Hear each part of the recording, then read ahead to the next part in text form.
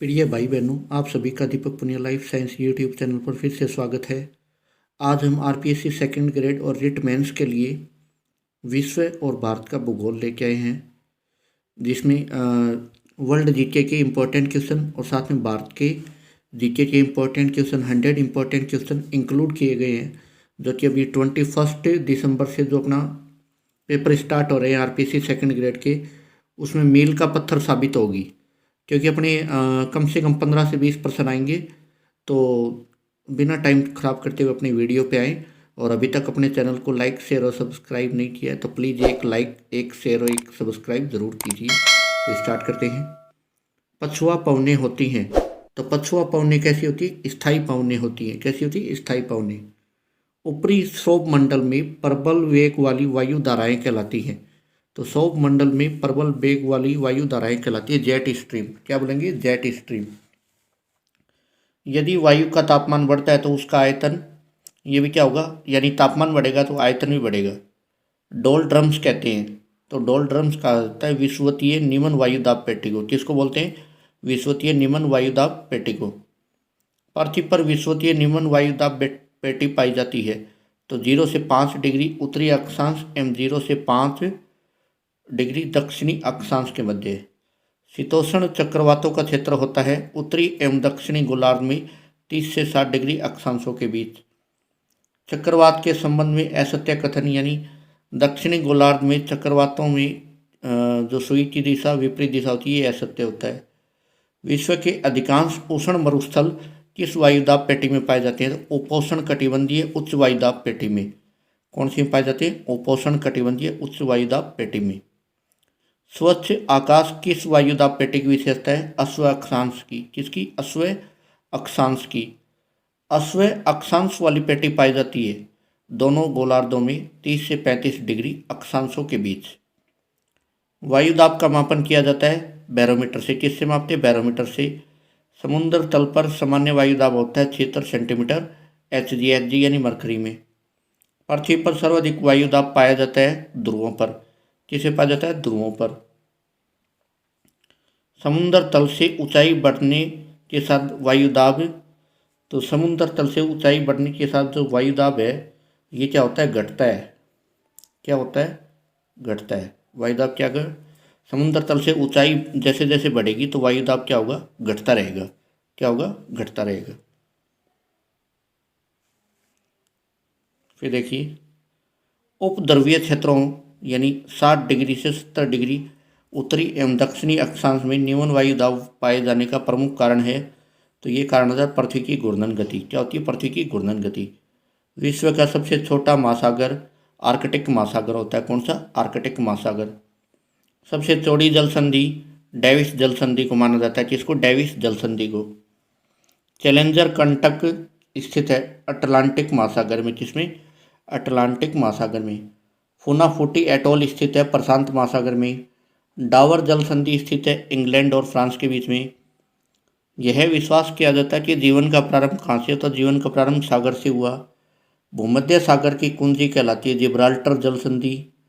Suez नहर जोड़ती है भूमध्य सागर और लाल सागर को। फाकलैंड द्वीप स्थित है अटलांटिक महासागर में।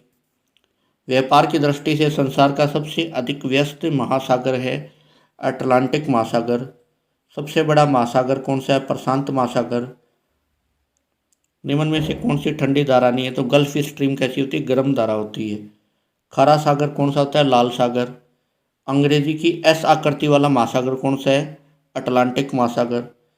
चीन सागर को प्रशांत सागर से जोड़ने वाली नहर होती है बासी नहर। चीन को प्रशांत सागर से जोड़ने वाली नहर कौन सी होती है? बासी नहर। विश्व के कितने प्रतिशत भूभाग पर जल फैलाव, यानी 71%। सबसे बड़ी व लंबी झील होती है कैस्पियन झील। कौन सी? कैस्पियन झील। एक दिन में कितनी बार समुद्री पानी में ज्वार आते हैं? 2 बार आते हैं। प्रति चक्रवातों में पवनों की दिशा होती है, प्रति चक्रवातों में पवनों की दिशा होती है केंद्र से परिधि की ओर। प्रति चक्रवातों में हवाएं उत्तरी गोलार्ध में किस दिशा में बहती है? घड़ी की सुई की दिशा में। किसमें बहेगी? घड़ी की सुई की दिशा में। उष्ण प्रति चक्रवात उत्पन्न होते हैं हवाओं के अपसरण के कारण। किसके कारण? हवाओं के अपसरण के कारण। जेट स्ट्रीम पवनों के प्रवाह की दिशा होती है, तो जेट स्ट्रीम पवनों के प्रवाह की दिशा होती है पश्चिम से पूर्व की ओर। पवनों को प्रभावित करने वाले कारण होते हैं पृथ्वी की घूर्णन गति, दाब प्रवणता, धरातलीय असमानताएं, ये सभी करते हैं। दोनों गोलार्धों से चलने वाली व्यापारिक पवन में किसी स्थान पर जाकर आपस में टकराकर वर्षा करती है, यानी ये विषुववृत्त के ऊपर। मैक्सिको की खाड़ी एवं कैरिबियन सागर में उत्पन्न होने वाले उष्णकटिबंधीय चक्रवात होते हैं हरिकेन। कल्चर चेंज पुस्तक के लेखक योगेंद्र सिंह। वैश्विक गांव की अवधारणा मैकलुहन ने दी। भारत में उदारीकरण का प्रारंभ किस वर्ष से माना जाता है? 1991, 1991 से। वैश्वीकरण के अंतर्गत कौन सी बात नहीं आती? हथियारों की होड़ पर रोक। भारत में उदारीकरण का रिलेशन किससे नहीं होता? हरित क्रांति से नहीं होता। हरित क्रांति के जनक किसको माना जाता है? नॉर्मन बोरलॉग को। भारत में हरित क्रांति का जनक जाना जाता है एम.एस. स्वामीनाथन को। WTO के सदस्य देशों की संख्या 153। ग्लोबलाइजेशन पुस्तक के लेखक मैल्कम वाटर्स। भारतीय संविधान के अधिकांश प्रावधान कहाँ से लिए गए? भारत सरकार अधिनियम 1935 से। भारतीय संविधान इतिहास के क्रम में सर्वप्रथम पारित किया गया अधिनियम था council of India act 1892। Council of India act 1892। 1800 की जगह क्या होगा? 1892। कौन सा था? भारतीय संविधान इतिहास के क्रम में सर्वप्रथम पारित किया गया अधिनियम था काउंसिल ऑफ इंडिया एक्ट 1892। कौन सा होगा? Council of India act 1892। उसके बाद गवर्नर जनरल का पद नाम बदलकर गवर्नर जनरल एंड वाइसराय किया गया, भारत सरकार अधिनियम 1828। फिर जनरल किस अधिनियम द्वारा बनाया गया? 1833 के चार्टर अधिनियम द्वारा। ब्रिटिश शासन के दौरान मॉन्टेग्यू चेम्सफोर्ड सुधार अधिनियम कब पारित किया गया? 23 दिसंबर 1919 को। मॉन्टेग्यू चेम्सफोर्ड सुधार अधिनियम पूछा जाएगा आपकी और एग्जाम में, 23 दिसंबर 1919 को। ब्रिटिश शासनकाल में प्रांतीय स्वायत्तता यानी प्रांतीय स्वशासन कौन से अधिनियम से प्रारंभ किया गया? भारत सरकार अधिनियम 1935। संविधान सभा का अध्यक्ष डॉक्टर राजेंद्र प्रसाद। 1935 के भारत सरकार अधिनियम ब्रिटिश संसद द्वारा कब पारित किया गया? 1 अप्रैल 1935। किस अधिनियम द्वारा बंगाल, उत्तरी पश्चिमी सीमा प्रांत और पंजाब में विधान परिषदों का गठन किया गया? 1861 के भारत परिषद अधिनियम द्वारा। संविधान सभा ने अंतरिम रूप से संविधान पारित किया था,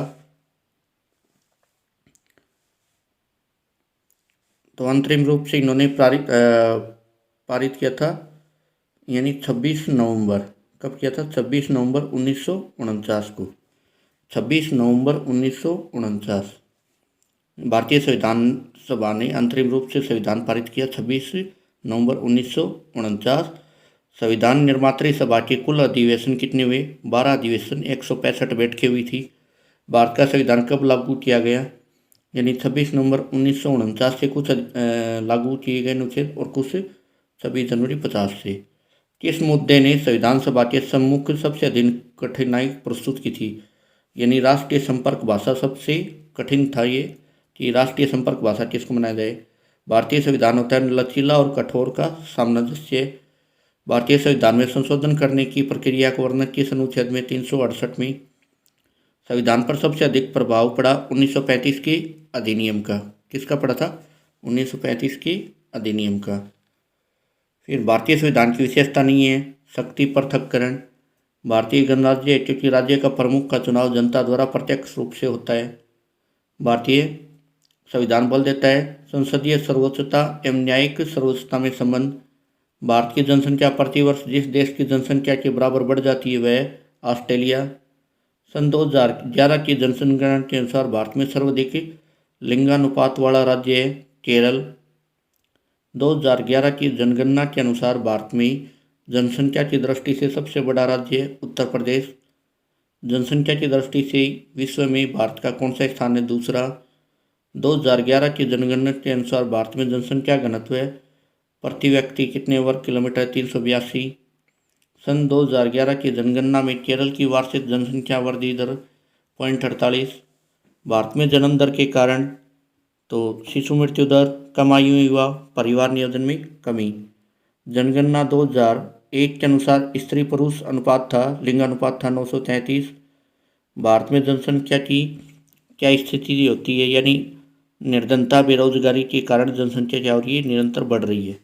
भारत की जनसंख्या का लगभग कितने प्रतिशत ग्रामीण जनसंख्या निवास करती है? भारत में कितने प्रतिशत ग्रामीण जनसंख्या निवास करती है गाँव में? 72%। उत्तर भारत में जनसंख्या अधिक होने के क्या दुष्प्रभाव हैं? विकास की धीमी गति, बेरोजगारी, निर्धनता। भारत में विश्व की कितनी प्रतिशत जनसंख्या निवास करती है? 17.5%। क्षेत्रफल की दृष्टि से भारत का विश्व में कौन सा स्थान है? 7वां। भारत में जनसंख्या की वृद्धि का कारण